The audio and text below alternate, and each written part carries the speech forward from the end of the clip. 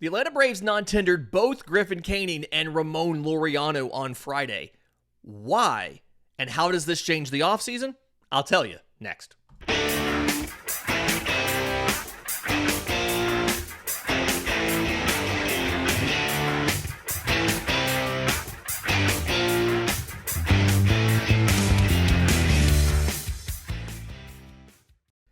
Yes, welcome on in to Braves Today for Monday, November 25th, your source of news, notes, and updates on your Atlanta Braves.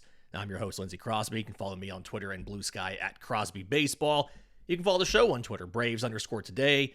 We have a Facebook page and Instagram as well. And you can find all of my written work, bravestoday.com. That's the Braves Today Substack, because this is both a podcast and a newsletter. And I was asked to do a podcast over the weekend. We were traveling. I wasn't available because a lot of people were surprised by Friday night's non-tender decisions, both in how long it took to announce. It was almost an hour after the deadline passed before they actually announced it, and some of the moves that were made.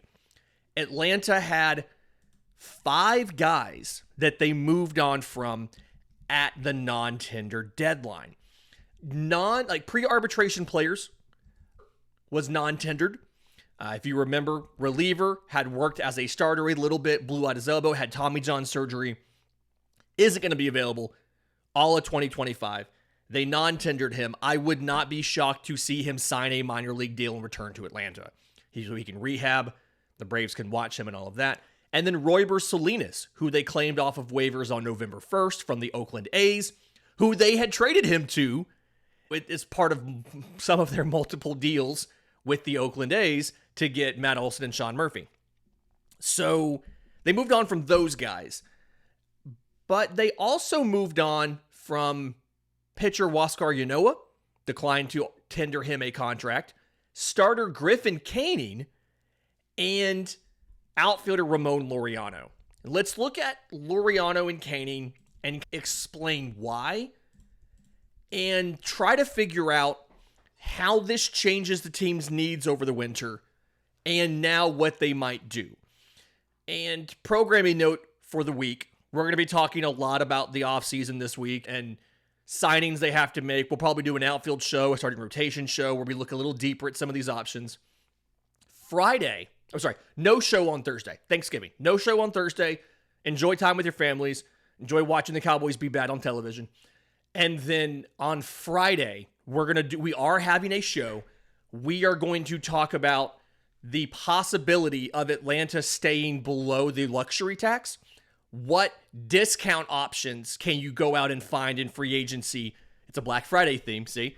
To try to fill the holes in the roster while still staying below the luxury tax if they want to reset it. And I'm beginning to wonder if that is one of the plans here, right? When you look at Laureano and Canning, Laureano was projected for $6.1 million. Canning was projected for $5 million. So by moving on from all of these different guys that you moved on from, Atlanta saved close to $15 million in salary expectations. When you factor in trading Jorge Soler, when you factor in not picking up Travis d'Arnaud, that's $21 million combined right there. Atlanta's cleared in the 30-something million dollars in payroll space since the end of the season. And based on FanGraphs roster resource payroll projection as of right now, which usually is one of the more accurate payroll and CBT calculations out there, Atlanta's luxury tax payroll as of right now is just over $217 million. The first luxury tax threshold is $241. Now, when Alex Anthopoulos talked the end of the season in that now infamous press conference, he said his expectation was for payroll to go up. Payroll has gone up every year that he's been here, just about. And it is still entirely possible that happens, right? It is still likely. There is still time for payroll to go up. It is not, the offseason is not over. We are not at the point where this is all done and baked. But it is possible that Atlanta's goal, and like I said, Friday we'll go into this in a lot more detail. It is entirely possible that Atlanta's goal is to reset their luxury tax obligations by staying under $241 million.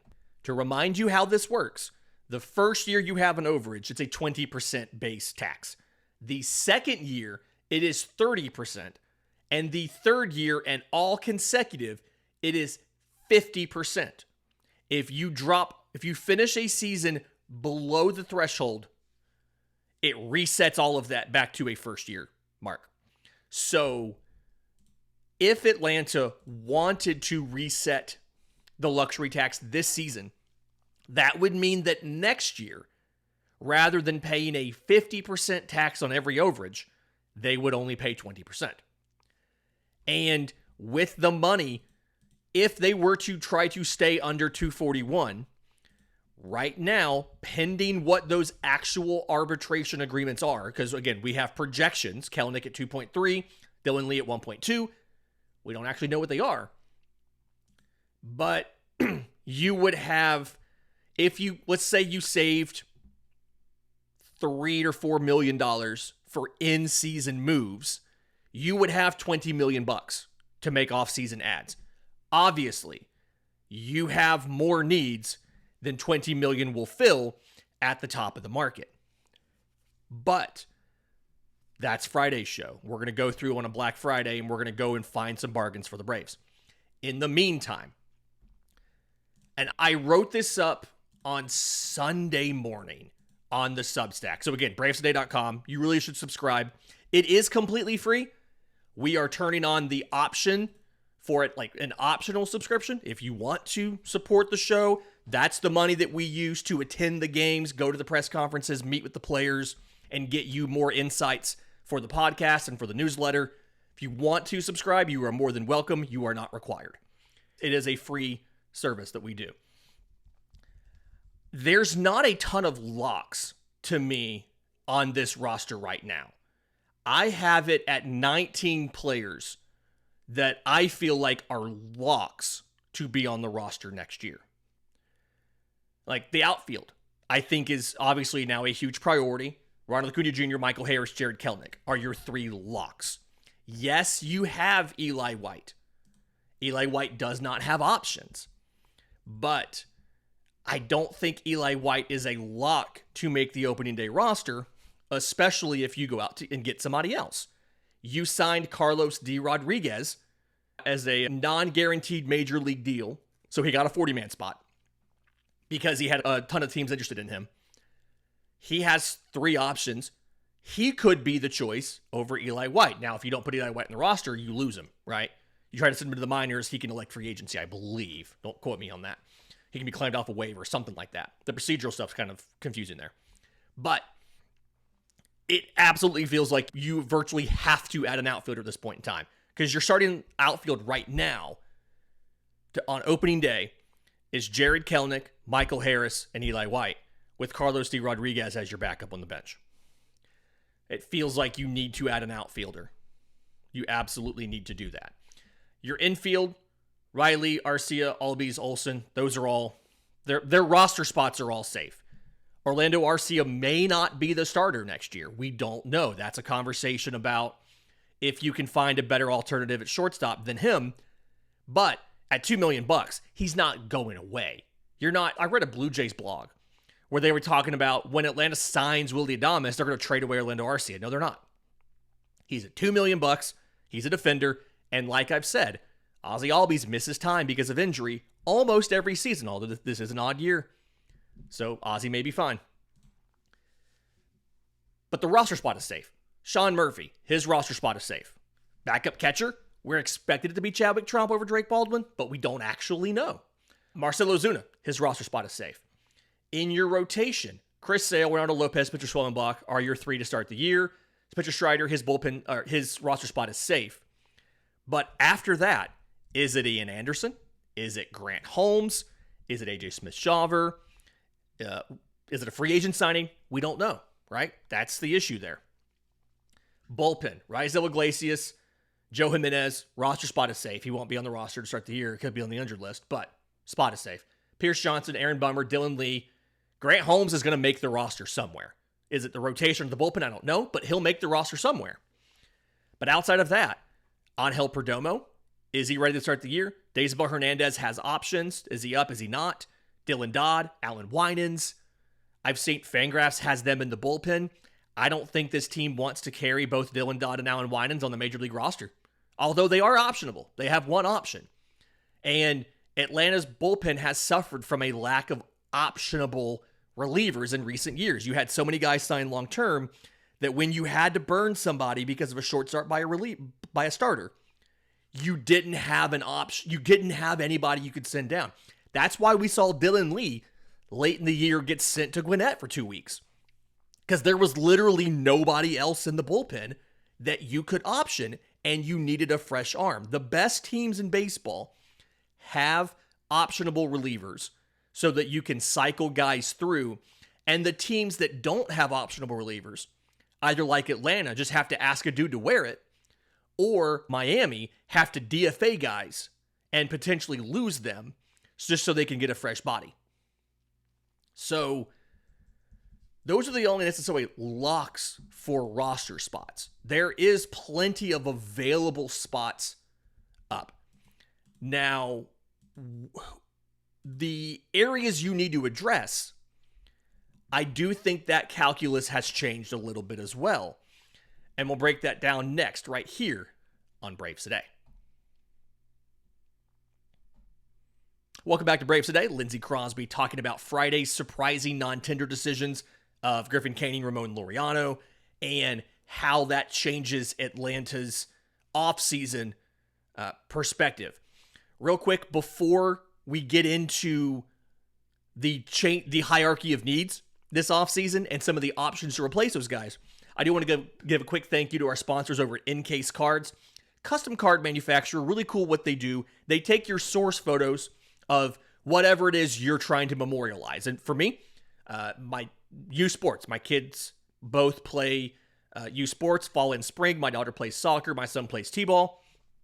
Their artists over at Encase Cards personalized these photos for my child. They added backgrounds, they added team names and stats and positions and all of that good stuff.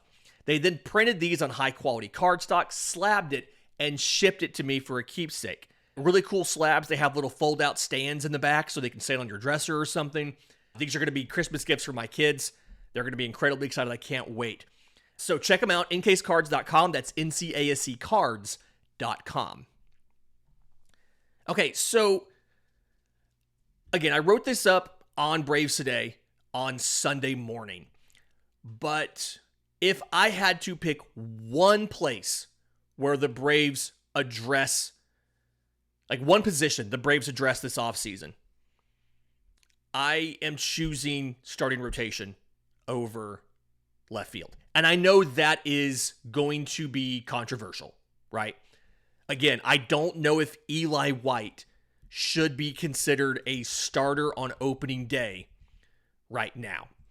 But career batting average under 200. He did bat 282 last year with 3 stolen bases and 42 plate appearances. He played a lot down the stretch. He defensively replaced Jorge Soler and usually get an at-bat or something late in that game. He didn't look terrible. Full caveat there. But small sample size stuff here. But at the same time, I think you have so many questions about your rotation. And you went through the worst case scenario with your offense last year, right? You had guys who traditionally play as close to a full schedule as possible just not be able to do it. Austin Riley got 110 games. Michael Harris got 110 games. Ronald Acuna Jr. got hurt in game 49. Guys who would normally play almost every single day didn't because of injury. You still made the postseason, right? It was close. It was close, but you still made the postseason. The flip side of this is your pitching staff, despite an injured list stint for Max Fried, despite an IL stint for Ronaldo Lopez, 2 of them actually, your ERA from your rotation was some of the best in baseball. Your pitching staff as a whole was one of the best pitching staffs in baseball. It could be argued that everything or almost everything went right for your pitching staff. And the issue with that is regression, right? These kind of things tend to regress to the mean. We've talked about this before on the show about how with each remaining player in the rotation, you have questions about if they can repeat what they did in 2025. Chris Sale won the Cy Young, right, with a 2.38 ERA. He didn't miss any starts until the very end of the year. It is possible, it is likely, he takes a small step back next year because most players going into their age 36 season will see a decline in performance, right? Ronaldo Lopez had a FIP, a run above his actual ERA, and an expected ERA 2 runs above. It is entirely possible he takes a step back as well. Again, Max Fried, Charlie Morton, 59 starts combined that are gone. 30-something% of your innings from your rotation are gone. So, to me, as much as I don't love the idea of Eli White and Carlos D. Rodriguez battling for your starting job in the outfield in spring training, I don't think I love the idea of banking on this rotation to repeat what they did for another year. Because whether or not it's Carlos Rodriguez or Eli White batting 8th in front of Orlando Arcia, if the rest of the offense is doing what they should do, what they did in 2023, and is looking closer to what they are capable of, you can live with whatever those guys can give you in the bottom of the lineup, especially given the fact that you may only have Eli White as an everyday player for a month. Now, another question about Jared Kelenic batting 7th. Can Jared Kelenic also hold his own? We saw he was good at times last season. He was bad at times last season. Laureano completely passed him and took over an everyday role by the month of September. But you have enough power, enough quality in your 1 through 6 to potentially survive with that at the bottom of your lineup for a month, right? Until Ronald's back. And then you have 2 guys you're exposed to, right? Just Kelenic and Arcia. Your rotation is more likely to take a step back than the offense is to not get back to their career norm production. So because of that, if I had to pick one place to improve, one place to add, and nothing says you can only improve in one place, but if I had to pick one place, it's the rotation. I am adding some sort of starter to this rotation to go along with Sale, Lopez, and Swellenbach, and then eventually Strider. Because yes, you have options. You have Ian Anderson. You have AJ Smith-Shawver. You have Bryce Elder. But you have reasons to doubt all of those guys, right?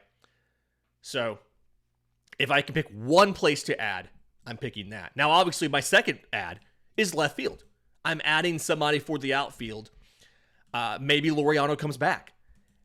There are guys that were not surprising non-tenders, but intriguing non-tenders for the outfield. Austin Hayes was non-tendered by the Phillies. They acquired him from the Orioles at the trade deadline. Dylan Carlson, non-tendered by the Rays. Was a Rookie of the Year finalist in 2021 and then fell off. I think I mentioned him last week as well. There are options here.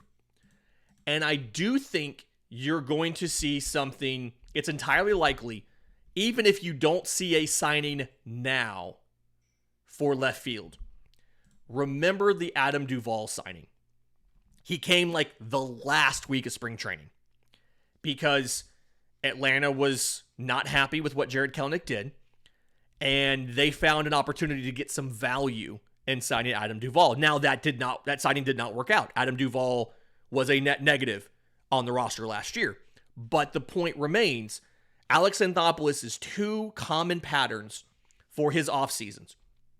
Is early in free agency, he goes out and makes the moves he wants to make. They signed Lopez. They traded for Sale, all before January, right? Re-signed Pierce Johnson. Re-signed Joe Jimenez this year. Signed Aaron Bummer to an extension. Signed Lopez to an extension. They go out and they do these things early. And then they don't do a lot in January and February. And then they wait. And when spring training rolls around and guys start lowering their financial asks so that they can find a team before the season starts, then they start looking at what are other options we can add. So even if they don't sign anybody now or between now and Christmas, the Braves can still add a left fielder in spring. Now, I would rather that guy be here all through spring training, but they can add a guy later. The bullpen to me is probably the third of these three needs. I have the bullpen last behind these two. And don't get me wrong, I've talked on the show before. I want a back-end reliever who can be your future closer when Raisel Iglesias' contract is up. But if this is a winter of austerity, I'm going to call it, where you're trying to reset the CBT, this becomes a want and not a need. You have options in the organization to step into your bullpen. Again, Fangraphs right now has both Dylan Dodd and Alan Winans in the bullpen. I don't want Dylan Dodd and Alan Winans in the bullpen, but you have other options. Angel Perdomo, Domingo Gonzalez, maybe Roldy Munoz. Hurston Waldrop is a guy that I've talked to people, and he is expected to end up as a reliever. He may get another chance to start this year, but he is expected to end up as a reliever. So maybe they go ahead and they make that move if they need to do this now. This is a situation where if you are trying to stay below and reset the luxury tax, then bullpen is a want and not a need, and you can make it work. Again, I want you to sign relievers.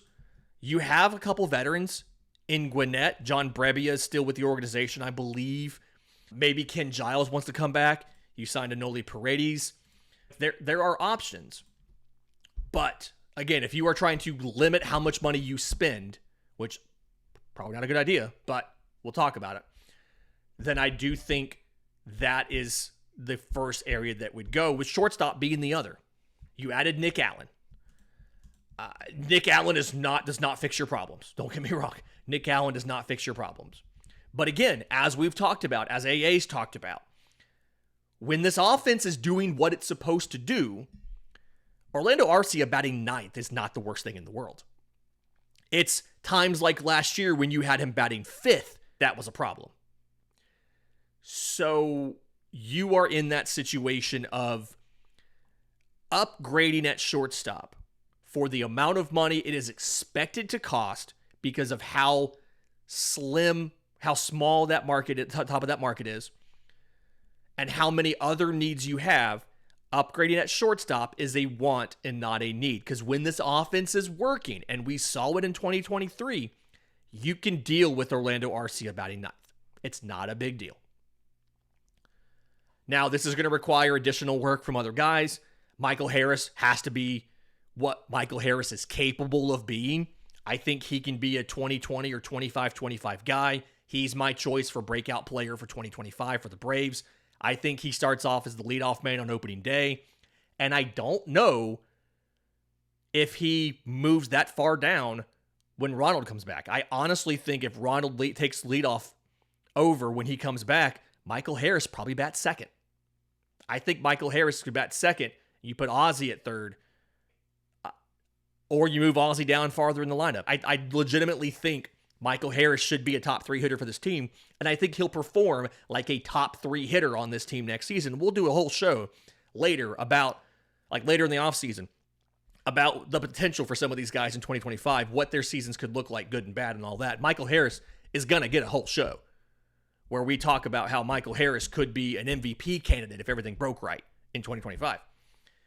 But your winter is now different because of the non-tender deadline on Friday. And again, specifically, you need to find a starter. You need to add in left field. We don't know how much money you have. Because I do want to point out, every move Atlanta has made this offseason So far, every major decision has been to save money. You traded Jorge Soler, you saved $26 million over 2 years, and you non-tendered Griffin Canning when he came back. You restructured Ronaldo Lopez and Aaron Bummer's deals. You saved $4.5 million this year in salary. You saved $8 million by declining Travis d'Arnaud's option, and then you non-tendered Laureano and Canning. You have done a lot of work to save money. Now, depending on if they want a lefty or a righty, there are options in left field outside of the big contract guys like a Juan Soto, Anthony Santander, Teoscar Hernandez, that kind of stuff, right? If you want to look at lefties, Max Kepler is a guy I'd be intrigued about, right?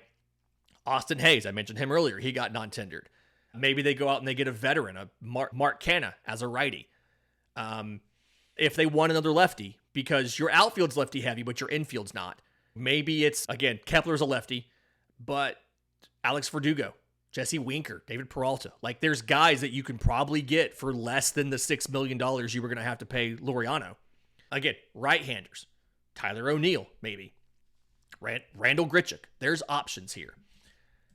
But you've got to address left field. You've got to address starting pitcher. And it's possible that they're trying to do both of those and stay under $241 million. We'll see what happens. Thanks for joining me for Braves Today on Monday, November 25th. If you're listening on audio, do us a favor. Leave us a 5-star review with some kind words. If you're on YouTube, subscribe to the channel. Hit the notification bell so when we drop a new episode, send me your mailbag questions. We're going to do the mailbag probably on Wednesday before Thanksgiving. I'll take both baseball and non-baseball questions. We can talk Thanksgiving recipes, whatever you guys want. That's what we'll do here. But until next time, this has been Braves Today.